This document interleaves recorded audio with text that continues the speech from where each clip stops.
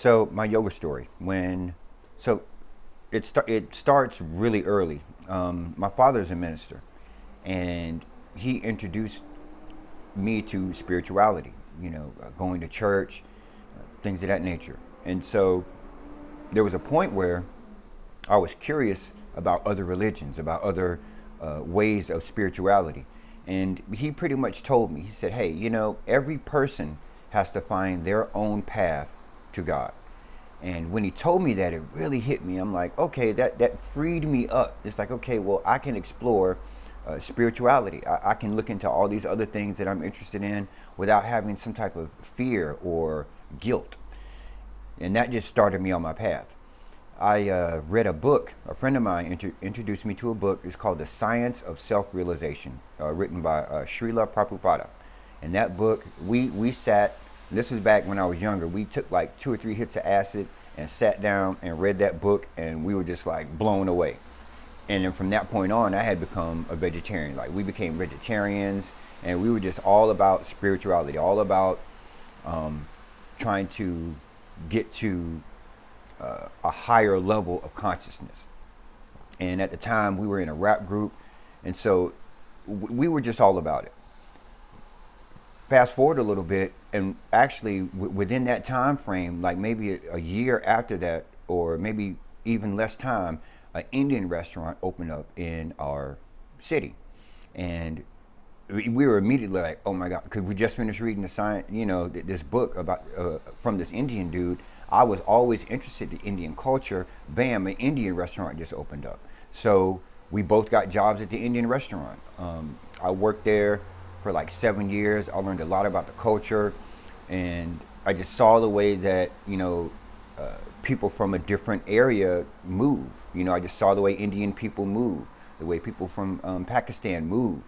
People from the Middle East. I noticed just their culture, and I was just really interested in it. And so yoga came up, and this was when I was in my early 20s.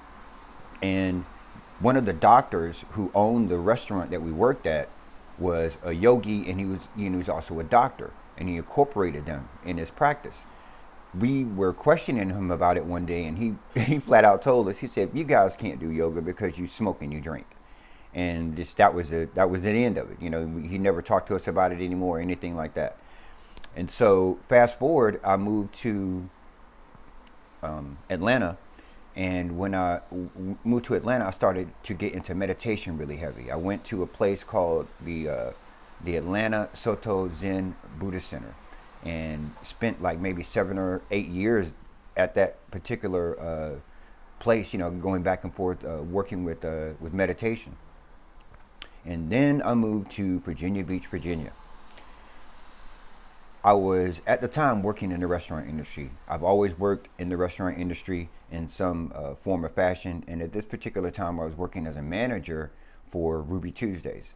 And so I moved to Virginia Beach, Virginia, and I was looking for something similar to what I was doing in Atlanta, some type of meditation group or something like that.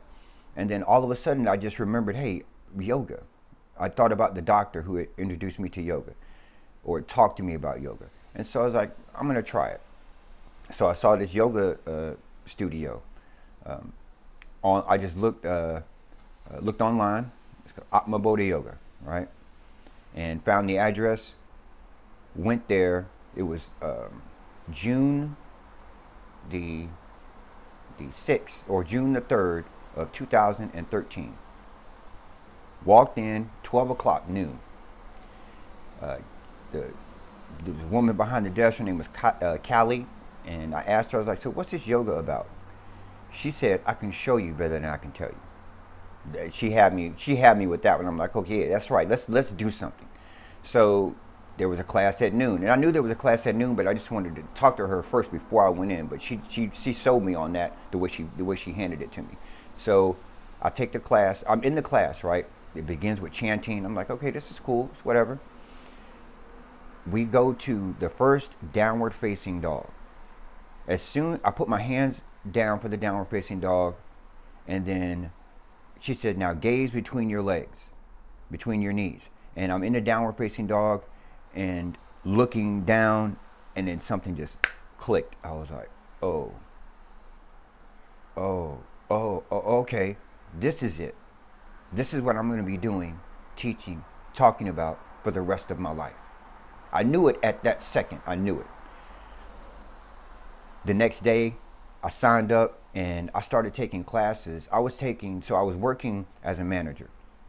I went to my superior, my boss, and I told him I don't want to be a manager anymore.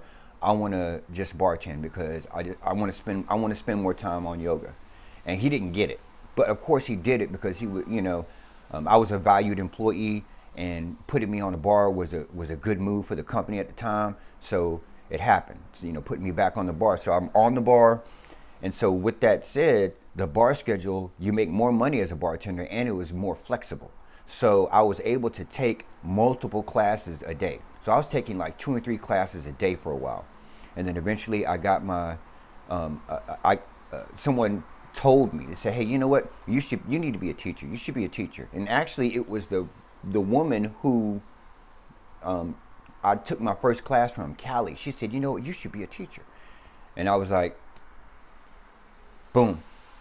Started their teacher training there at that school from this guy AJ Avery Jones. Excellent teacher. Excellent teacher. He did not let me slide by. I failed the written test twice, and I failed the practical test twice, because he was not just going to let me shoot through it. We had to memorize the names of the yoga poses in Sanskrit and also know how to spell them. Triangle Mukha Ekapada Paschimottanasana. I mean, I'm like, what? But I'm so grateful for that because it gave me a really solid foundation. And so from there, I taught in Virginia Beach, Virginia for a while, all in the 7 cities area. I was there teaching. And then I moved back to Atlanta for a moment. I taught in Atlanta for a moment, and then I moved to my hometown and I opened up a yoga studio. I had the yoga studio for about a year, and then I really always knew that I was going to be in California. I'm like, okay, some way, shape, or form, I'm going to be in California. And I met my girlfriend at the time. She's now my wife. I met her at the yoga studio. She came in and we just automatically connected. It was like, okay, this is it. Within a couple of months, we were living together, and then we decided she always wanted to move to California. Also, she's like, I know that I'm headed to California. She's a seamstress. She's a fashion designer, and she wanted to be close to the fashion district for many different reasons. And so I'm like, okay, it's a no-brainer. Let's go. Let's do it. Boom. We moved to California, and so now